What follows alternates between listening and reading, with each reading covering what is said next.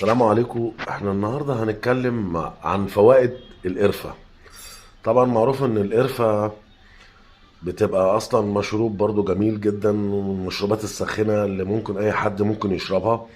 لكن هي بتتمتع القرفة بفوائد صحية متعددة.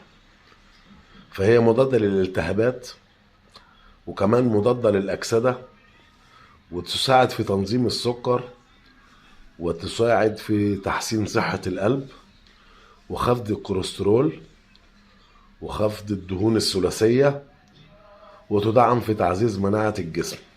سبحان الله. زي ما قلت لك، الواحد ممكن يشرب كوبايه القرفه لكن مش عارف ايه الفوائد الحلوه اللي موجوده جواها.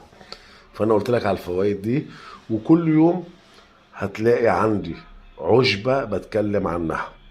يعني كل يوم عندي عشبه بتكلم عليها. سبحان الله، عشبه نافعه جميله.